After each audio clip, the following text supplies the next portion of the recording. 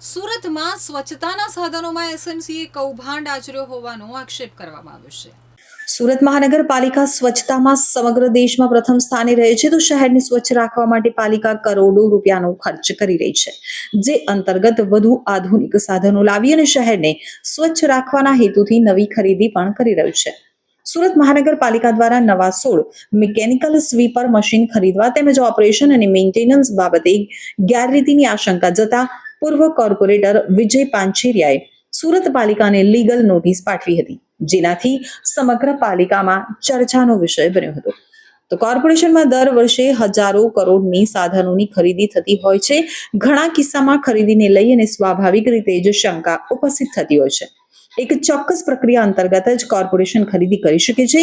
ઘણી વખત જે ચીજ વસ્તુની ખરીદી થતી હોય છે તેની કિંમત બજાર કરતાં પણ વધુ હોવાના કિસ્સાઓ સામે આવે છે. તો ઘણી વખત ટેન્ડર પ્રક્રિયામાં પણ ઘણી બધી ત્રુટીઓ સામે આવતી હોય છે.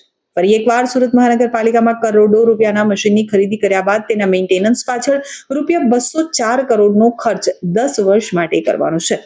તો વિપક્ષના પૂર્વ કોર્પોરેટર વિજય પાંછેરિયાએ જણાવ્યું કે સુરત મહાનગરપાલિકા દ્વારા લીગલ નોટિસના જવાબમાં ઓવર ટેન્ડરિંગ, ગુજરાત સરકારની ખરીદ પોલિસી 2016નો ભંગ, વિજિલન્સ વિભાગ ગાઈડલાઈન, નાણાકીય ઉચાપત બાબતે લીગલ નોટિસના જવાબમાં પોઈન્ટ ટુ પોઈન્ટ કોઈ ઉલ્લેખ કરવામાં આવ્યો નથી.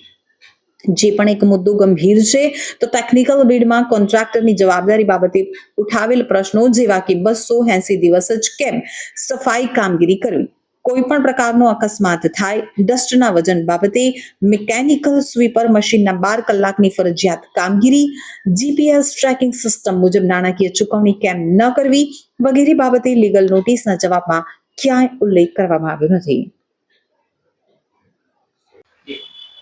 પૂર્વ કોર્પોરેટર વિજય પાંછેરિયા, ગયા વખતે અમને શનિવારે જે સુરત મહાનગરપાલિકાની જે રોડ સ્વીપર મશીનો છે, જે 16 નવા સ્વીપર મશીનો 21 કરોડના ખર્ચે ખરીદવામાં આવ્યા હતા અને એનું ઓપરેશન અને મેન્ટેનન્સ 265 કરોડ.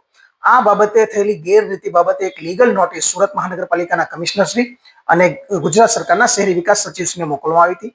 તેનો જવાબ બીજા મહિનામાં મોકલેલી લીગલ નોટિસનો જવાબ અમને જુલાઈ મહિનામાં મળે છે અને એ બી જૂની તારીખ સાથે, એ પણ એપ્રિલ મહિનાની તારીખ સાથે આપવામાં આવે છે.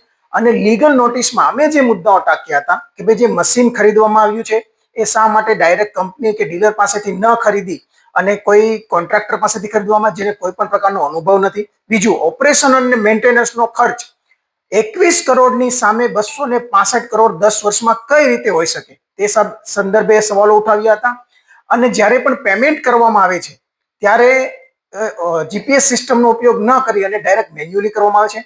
એટલે ગુજરાત સરકારની જે ખરીદ પોલિસી છે, નાણાકીય પોલિસી છે અને સીવીસીની ગાઈડલાઈનનો ભંગ થયો છે.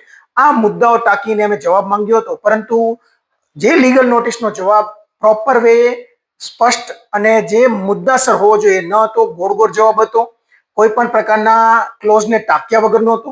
આ જ બાબતે અમે અમારા જે હાઈકોર્ટના એડવોકેટ છે હિનેશભાઈ ભાવસાર, એમની સાથે ચર્ચા કરી અને અમારા માટે 2 રસ્તા ખુલી ગયા કે જે પણ જવાબદાર અધિકારી છે, જે પણ કર્મચારી છે, એની સામે કાયદેસરની પગલાં લેવાનો રસ્તો ખુલી ગયો છે, લીગલ લેવાનો, અને આના સંદર્ભે આગળ પીએલ પણ અમે કરી શકીએ છીએ.